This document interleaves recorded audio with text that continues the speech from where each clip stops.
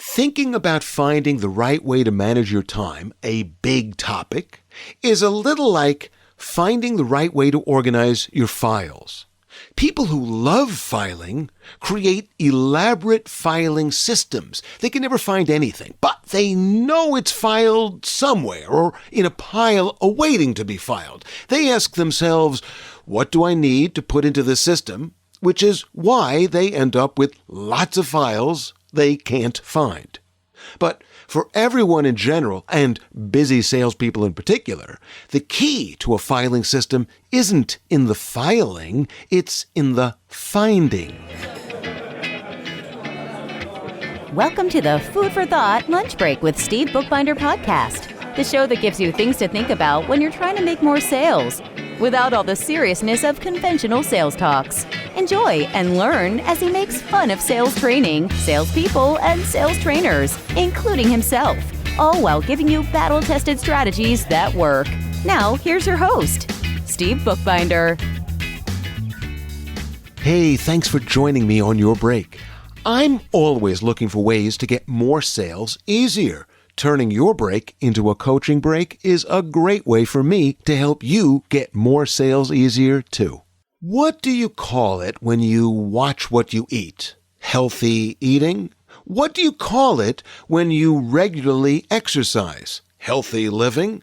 Well, what do you call it when you prioritize activities that get you closer to your goal? Got you. There is no expression. That may be part of the problem for those in sales who miss their goal. The closest expression we get is time management. No offense to sales trainers, but they use this term so often to cover so many things that the expression has become almost meaningless. Consider, if I'm not healthy eating, I'm probably eating a lot of crap. If I'm not living a healthy lifestyle, I'm probably not exercising, along with 100 other things I'm either not doing or doing too much of. In those cases, the payoff for the discipline is clear: better health and a longer life. But what is the payoff of time management for salespeople? What is the penalty for not managing your time?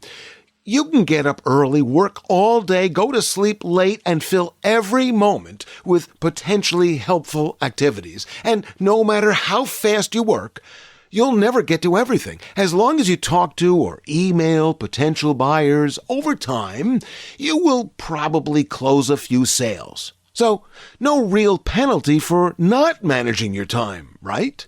Then why bother trying to manage your time? No matter how you manage your time, ultimately, you need to be in front of customers when they are ready. So maybe we shouldn't bother training salespeople to manage their own time. Instead, maybe we should help your customers manage their time so they time their need with your availability. Is that what we mean by time management? Great idea, right? Train customers to be easier to sell to. Well, until that happens, intuitively, we know we should manage our time, but explicitly, how? We can manage our time differently than we are currently managing it, but which tweaks to our time management will change our results? And as a salesperson who needs to be reactive when customers have a sudden need, how do I manage my time when they are ultimately managing my time for me? And how do I have the time to work in echo selling, which may take years to benefit me, when I have the pressure to hit sales goals for this quarter and next? Critical questions to ask and answer if you want to realize success from echo selling, which is why we made How Do We Manage Our Time to Maximize Echo-Powered Sales Results the topic of today's lunch break coaching session. Today, we'll talk about real changes you can make to your results by making a few consistent changes to your time management. I will share some action strategies which will only pay off in the future if you start this week. As always, let's begin with today's question. How can I manage my time differently so that I experience more echo selling success? The short answer is fit a you never know kind of meeting into each week. Let me expand on that. Thinking about finding the right way to manage your time, a big topic, is a little like finding the right way to organize your files. People who love filing create elaborate filing systems. They can never find anything, but they know it's filed somewhere or in a pile awaiting to be filed. They ask themselves, what do I need to put into the system? Which is why they end up with lots of files they can't find. But for everyone in general, and busy salespeople in particular, the key to a filing system isn't in the filing, it's in the finding. It can't be a filing system. It must be a finding system, because 1 million people will tell you across the year to follow up in X number of weeks or months or years. And you always need to find that piece of paper, those details, that file, when you're looking for it, which is likely to be when you're in a big hurry. I make my filing systems into a finding system because I'm asking a different question. What do I need to get out of my system? Well, let's apply that thinking to time management. What do you make time for? What do you need to get out of your time management system? When I ask salespeople about their time and their goals, the average salesperson tells me 2 contradictory things in separate conversations. The first is how well they manage their time. Then they tell me about goals they have, but they just didn't get to, like writing a book or learning about digital marketing or practicing social selling. I'll ask them if they put any time against that goal, and the answer invariably is no. It's not complicated or mysterious, but it's hard work. You can't accomplish goals you don't get to. Getting to the activities that contribute to your goal is easier said than done, but you are not managing your time unless you are aligning your time with your goals. My goal is to get more sales easier through echo selling. Let me give you an example of how I've applied this time management concept to achieve my goal. A few years ago, I closed a sale with a former client, a global client that led to my training their US, EMEA, and APAC sales teams. The client flew me all around the world in first class to ensure I was ready to deliver a great program in each city. For most trainers, that perk alone would have been the entire story. But look at all of these other benefits I got from this sale. I developed new helpful content. To close that sale, I had to develop a new tactic for dealing with procurement teams, a tactic which I've since shared with other clients who needed help selling through procurement. Those tips were so well received that I included those procurement tips in blogs and articles, which contributed to my getting new leads. I developed new workshops. I replicated the program I developed for the client for other clients, which helped me win deals with new clients while renewing relationships with existing clients. While conducting the final leg of training in Hong Kong, they introduced me to another division of their company that led to my closing a deal to conduct training the following month in South America. I developed new referrals. The training brought me close to some of the key stakeholders who remembered me when they left that company and helped me get into other U.S. and global sales teams that they joined. And what led to this chain of events? A critical time management decision I made about 6 months prior to beginning the deal that I eventually closed. That's when I decided to make one time management tweak that made all the difference.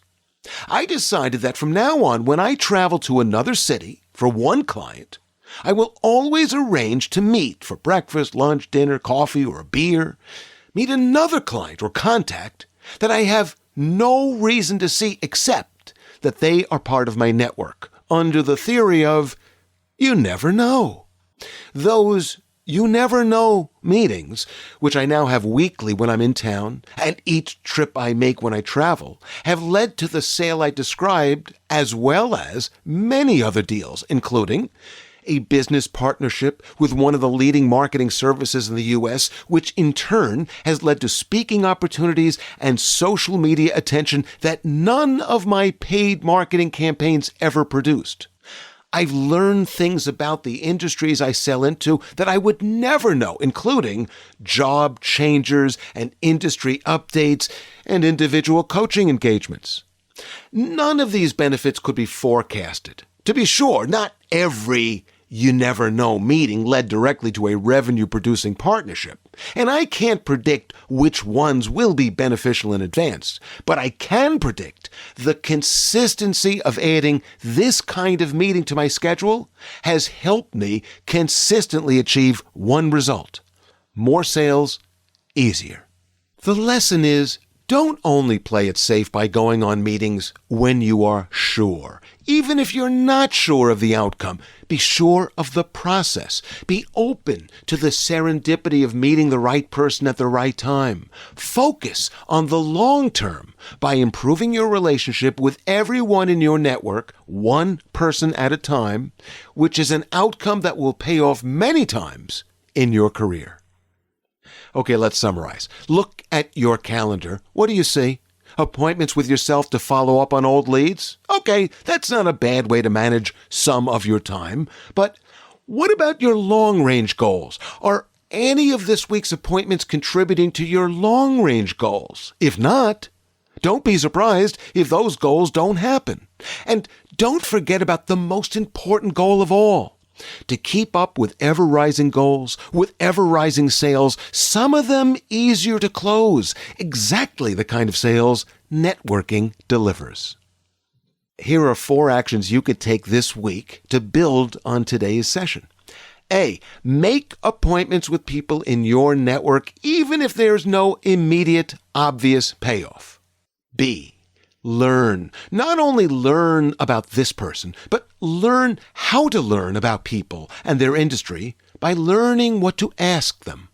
C, practice the art of managing your time rather than letting your time manage you. And D, continue to learn how to make more sales easier by scheduling time for our next lunch break coaching session. Over the next few weeks, we'll alternate talking about echo selling with interviews with sales and digital marketing leaders, and some surprises too. Until next time, remember, I'm Steve Bookbinder, your sales coach. Please connect with me on LinkedIn. Check out our free playbooks and training and coaching offerings on dmtraining.net. And contact me ASAP if I can help your team get more sales or help you have a more successful sales career.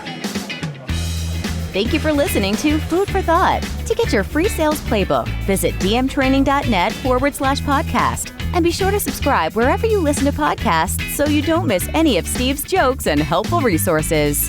Thanks again for listening. We'll see you next week.